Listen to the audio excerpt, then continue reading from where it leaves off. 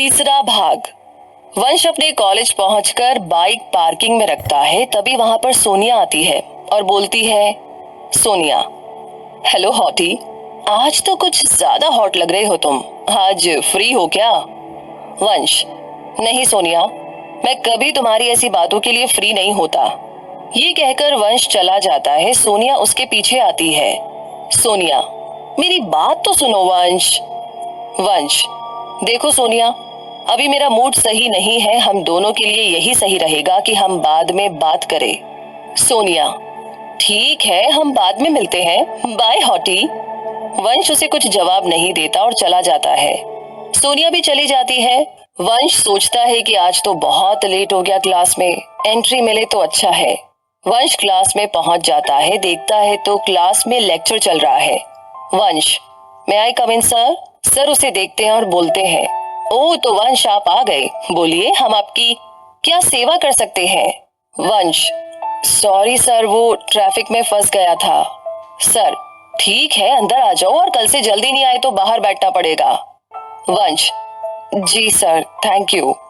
वंश जाकर अपने दोस्त आकाश और रवि के साथ बैठ जाता है। अबे इतना लेट क्यों हो गया?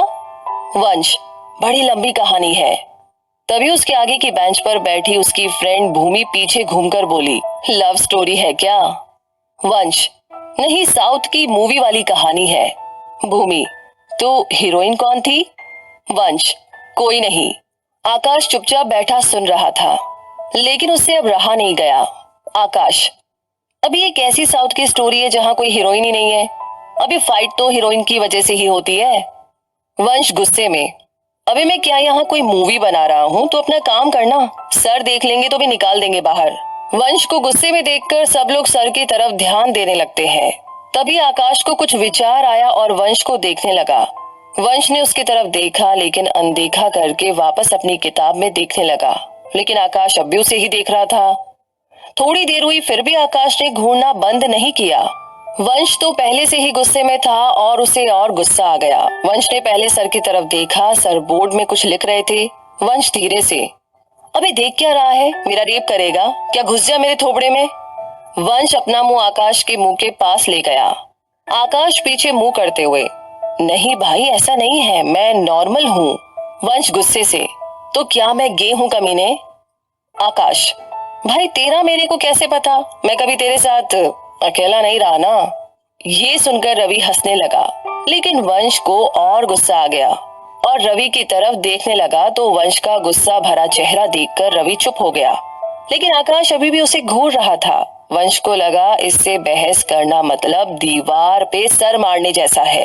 वंश, अब बताएगा भी क्या काम है या घूरता ही रहेगा? आकाश, मूवी का विलेन कौन है? ये सुनकर अगली बेंच पर बैठी भूमि भी हंसने लगी और रवि भी हंसने लगा। वंश, कोई घमंडी लड़की थी। ये सुन के तीनों वंश को देखने लगे। तभी क्लास खत्म हुई और सर चले गए। वंश तीनों को घूरता हुआ क्लास के बाहर निकल गया और तीनों भी वंश के पीछे चले गए। वंश कैंटीन में आकर बैठ जाता है और आकाश, रवि और भूमि भी बैठ जाते हैं। भूमि, चंदू, सबके लिए कॉफी लाना और वंश के लिए थोड़ी ज्यादा कड़क लाना। चंदू, क्यों वंश भाई, आपको क्या हुआ? वंश, तेरी गर्लफ्रेंड के बारे में बोल दूं सबको?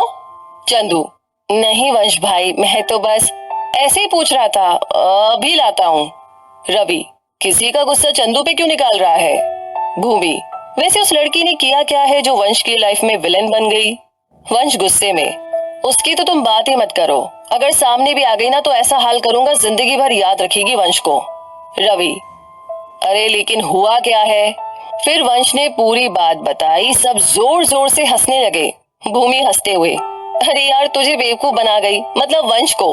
वंश, शक्ल तो ऐसे मासूम बनाती है कि जानवर भी उस मासूम शक्ल को देखता जाए।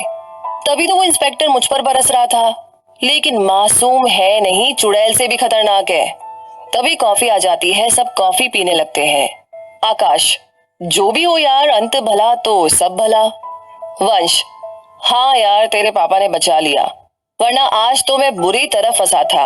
एक बार भी वो लड़की अगर सामने आ गई ना तो पता चलेगा कि ये वंश कौन है। भूमि, चलो यार, क्लास का टाइम हो गया है, सब चले गए, सिर्फ हम ही रह गए हैं।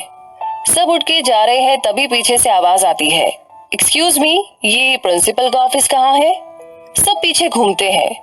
वंश जब पीछे मुड़ के देखता है तो इशिता खड़ी थी।